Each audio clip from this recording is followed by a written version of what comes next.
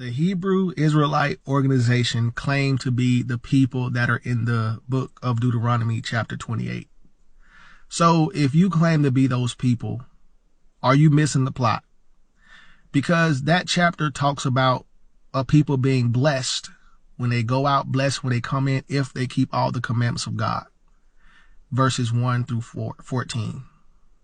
But when you get to verse 15, through the rest of the chapter, it talks about if you disobey God, you'll be cursed when you go out, cursed when you come in, you'll be driven into slavery, your kids will be taken away from you, all kind of hardships if you disobey. So my question is, why are you mad at the Caucasians? Why are you mad at white people and holding on to slavery when you should be adjusting your heart posture towards God for the disobedience? Because he gave you two options. You would be blessed if you obey the commandments. But that was under the first testament, the first covenant, which us who believe in Christ Jesus have moved forward from. Now, a certain person got the plot right, Josiah in the book of Kings. When Israel went astray and they were not reading and keeping the book of the law like they were supposed to, what he did was when he was presented that book, he repented. He rent his clothes, he rent his heart, and he got it right. He repented back towards God, and God blessed him because of that. So maybe that is the position that y'all need to take so that y'all can figure out where y'all are going wrong at. All praise to Yahweh Bahashem, Yahweh Shai.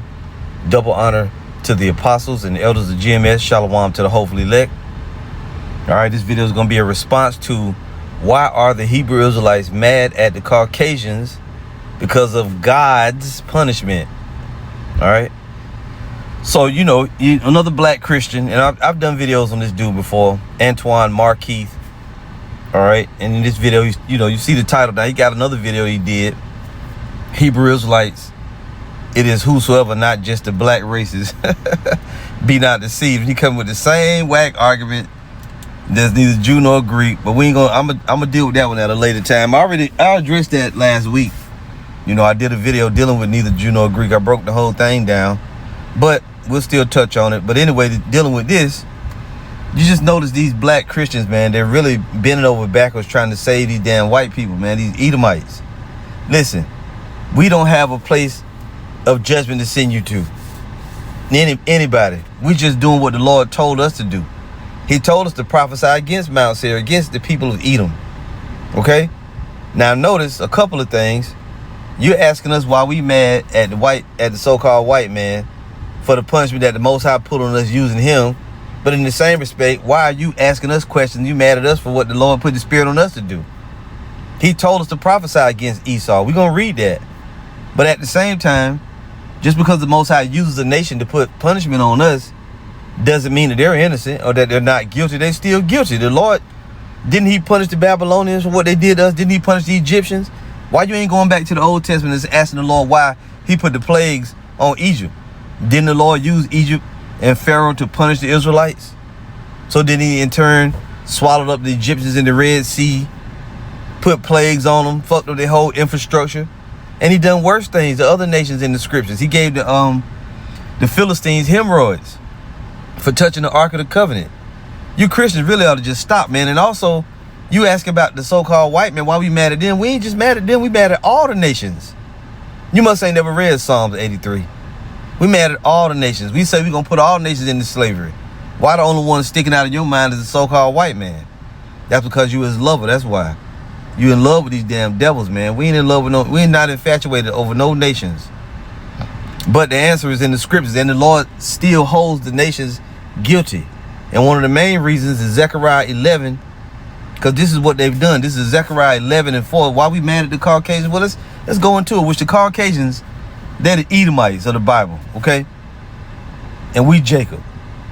So this is Zechariah 11:4. It says, "Thus saith the Lord, my God," or power, excuse me, "feed the flock of the slaughter." Who is the flock of the slaughter? That's Jacob. That's the Israelites, whose possessors slay them and hold themselves not guilty. That's why we mad, because they slayed us and they hold themselves not guilty. And when you look in the scriptures, the Heavenly Father said they helped forward the affliction. Okay? And he's got a serious beef with them.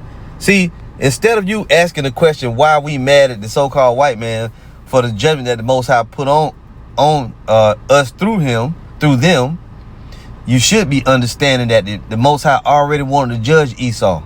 He's the wicked, so the Lord used him to punish us so he could turn around and punish them.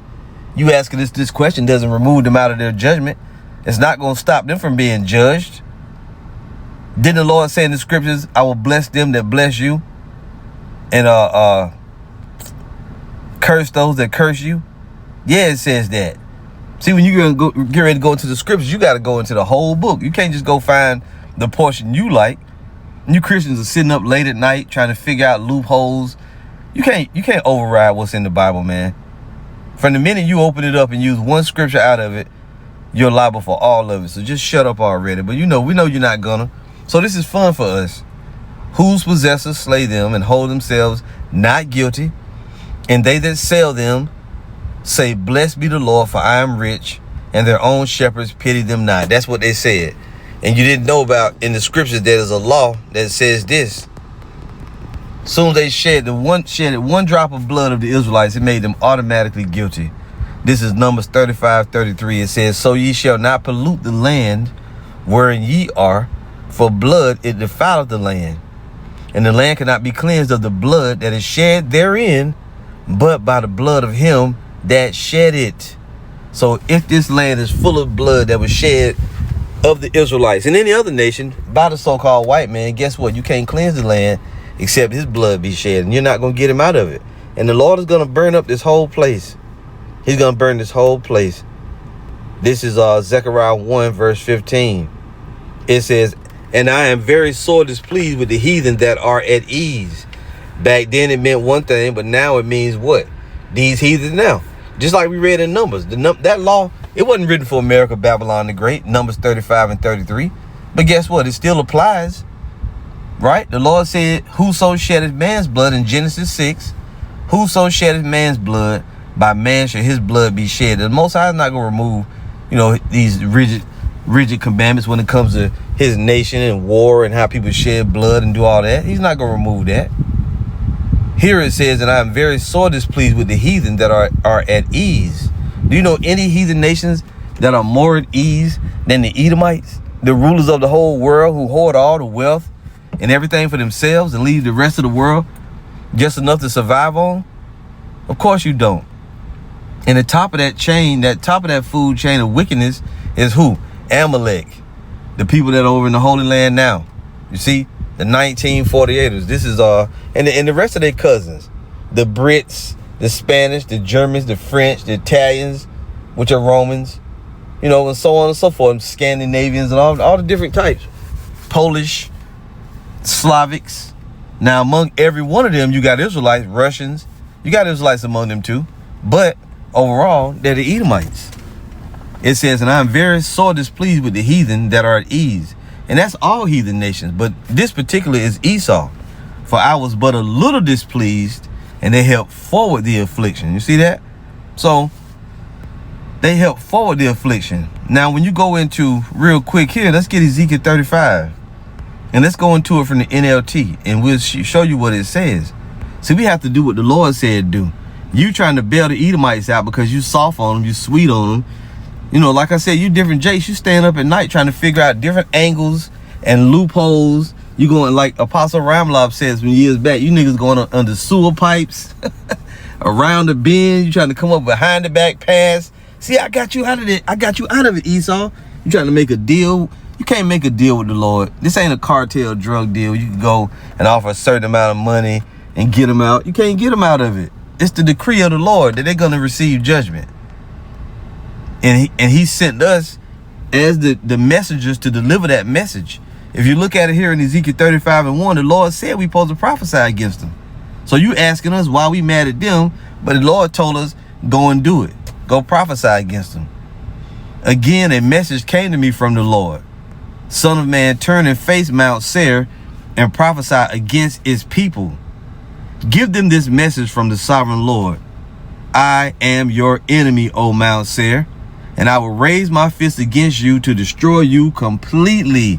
And you can't say we made it up, that we're the ones doing it. We twisting it. How am I twisting that? Mount Seir is the people of Mount Seir. And it ain't talking about the little ass, the land over there now. It's talking about their people all over the earth because they spread out. In the prophecy of Esau, when you read it in Genesis, in the early chapters, the Lord said when Esau should have the dominion, he was going to break Jacob's yoke off his neck. Right now, we're in the dominion of Esau. We're in the Roman Empire. So he's all over the earth. His people are all over the earth. He rules the world. Give them this message from the sovereign Lord. I am your enemy, O Mount Seir, and I will raise my fist against you to destroy you completely. I will demolish your cities and make you desolate. Then you will know that I am the Lord. Listen, this is why we mad at them. Your eternal hatred for the people of Israel led you to butcher them when they were helpless. That's what we've been ever since we've been over here. We have been helpless, and they butchered us up, hung us by the necks, throwed us in prisons, put jail sentences on us. Right? We got out of slavery. They put us in privatized prisons and put us right back in goddamn slavery. They've been doing nothing since we've been over here but butchering, maiming, and slaughtering, using us, right? Objectifying us. Even today, notice no other music industry tells the artist that you got to push this kind of music, right, at the detriment of your own people, or we're not going to sign you. They could easily say, from now on, you can't push this kind of music anymore. No more drill rap, no more gangster rap. But what are they doing? The people will be forced to listen to what you put out. But you make them, those artists, you make them teach gangster rap.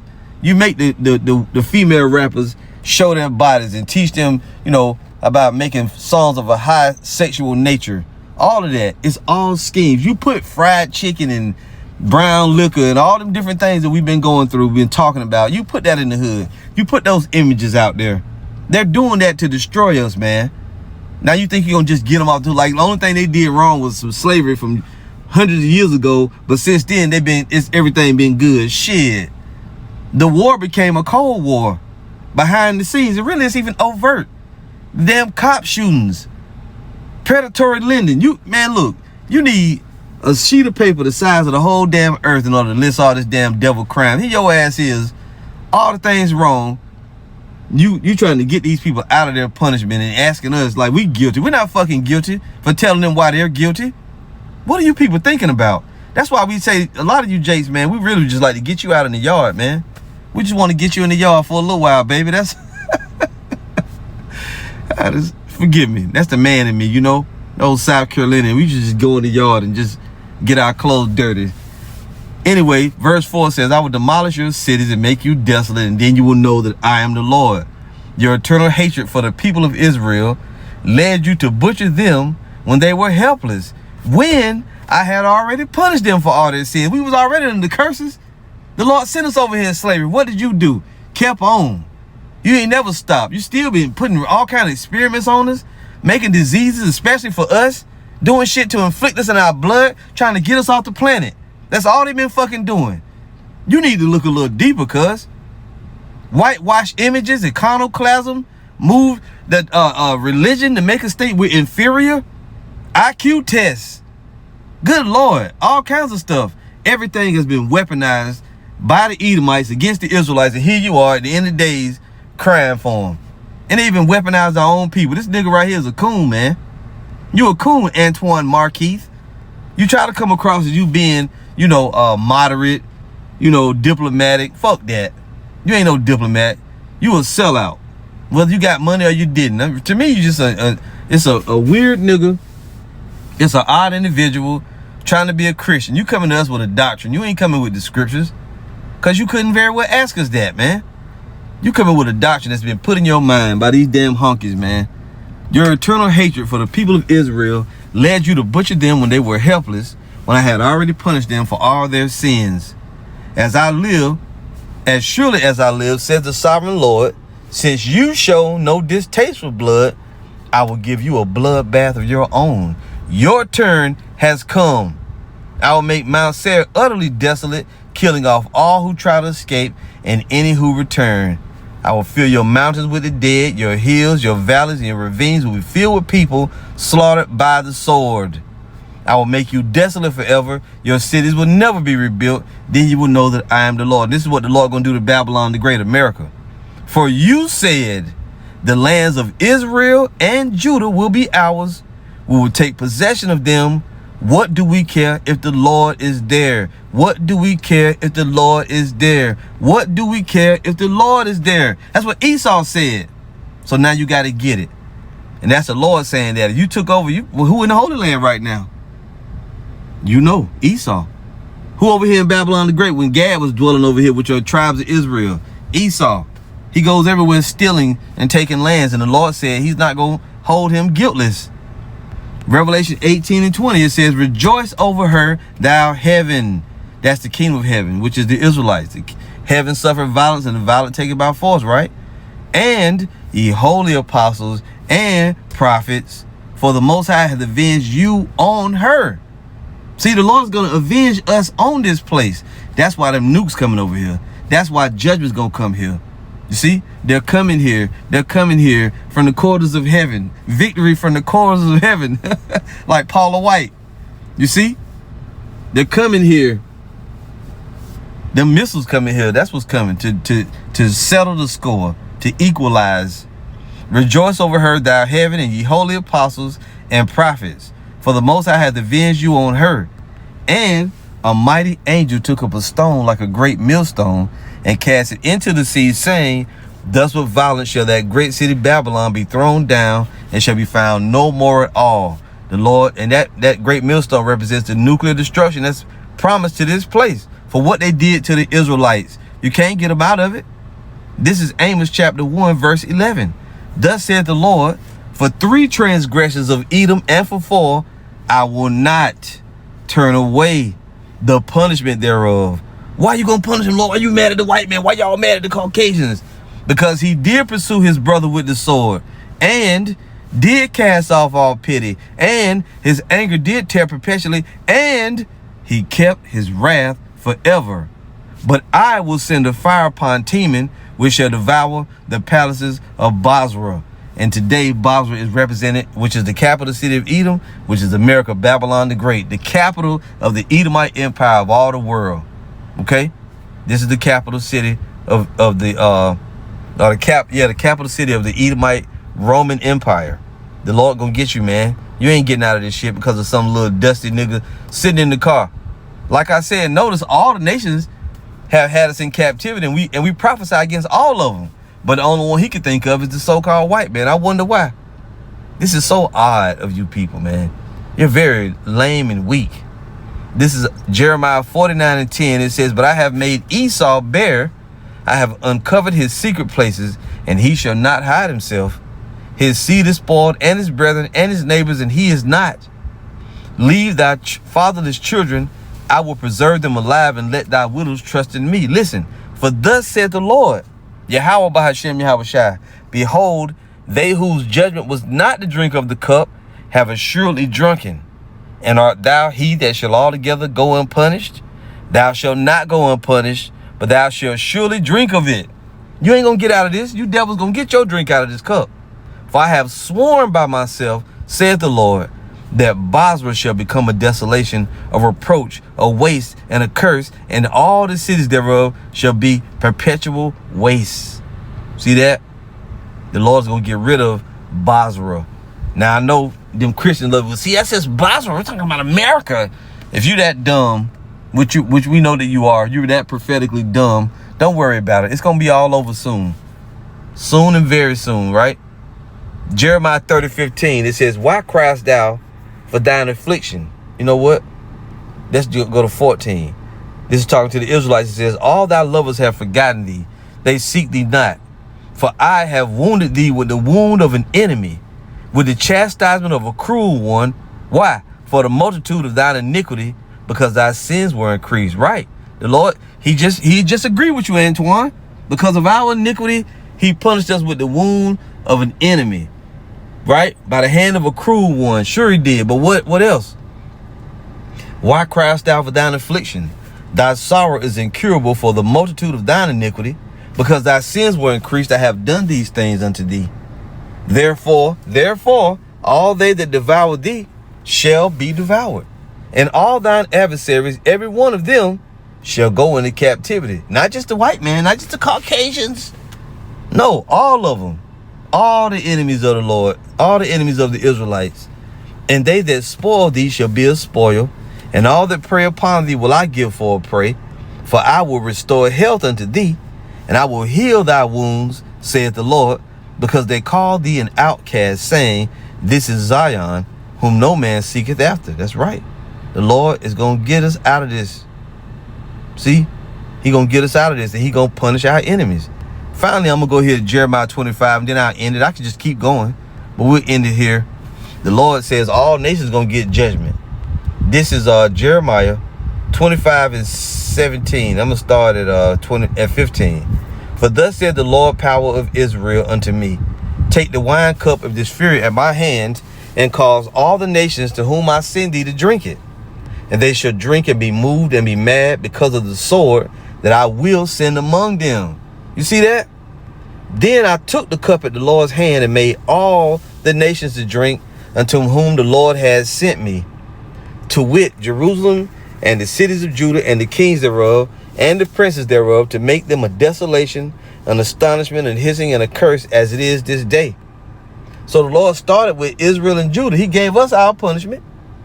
Now he's pronouncing judgment on all the nations. It says, Pharaoh, king of Egypt, and his servants, and his princes, and all his people, and all the mingled people, and all the kings of the land of Uz, and all the kings of the land of the Philistines, them Hamites, Ashkelon, and Azar, and Ekron, and the remnant of Ashdod, Edom, and Moab, the white man, the Chinese, and the children of Ammon, the Japanese, and all the kings of Tyrus, and all the kings of Zidon, Hamites, Phoenicians, and the kings of the isles which are beyond the sea, Dedan, and Tema, and Bulls, and all that are in the utmost corners, and all the kings of Arabia.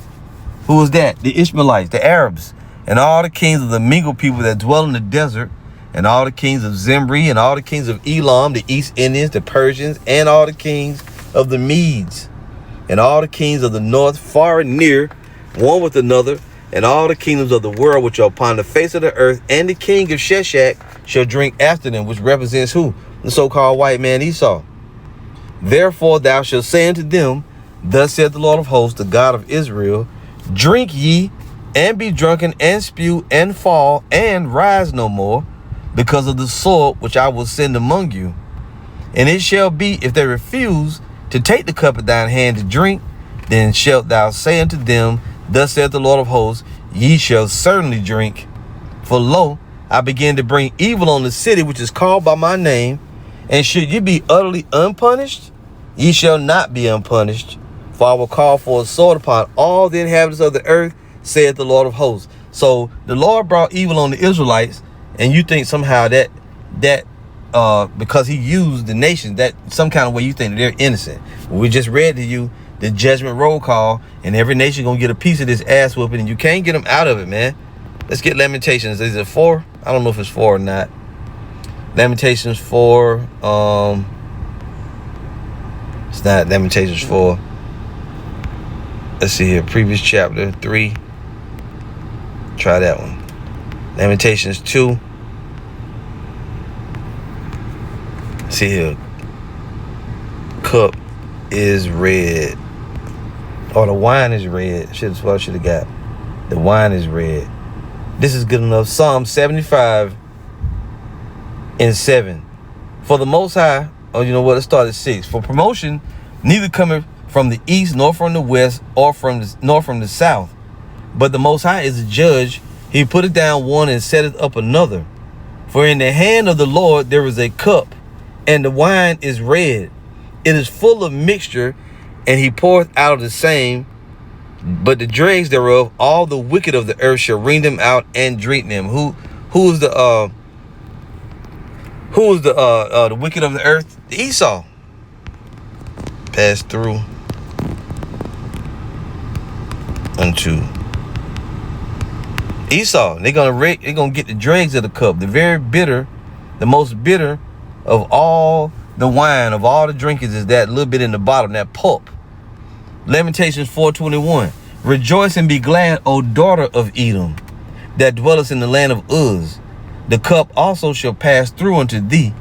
Thou shalt be drunken, and shalt make thyself naked. The punishment of thine iniquity is accomplished, O daughter of Zion. Listen, he will no more carry thee away into captivity. He will visit thine iniquity, O daughter of Edom. He will discover thy sins. And we are directly tied together. So good thing that you know that they were the ones that punished us. The Most High used them to punish us, because he's going to turn right around and do the same thing to them. So why are you mad at the Lord? If you saying why we mad at the white man for the Lord punishing us through them, we should ask you, why you mad at us for what we prophesying and what the Lord going to do to them through us? Same thing, man. That's justice. That's balance, which you Christians don't have. All praise to Yahweh, Bahashem, Yahweh Shai. Shalom.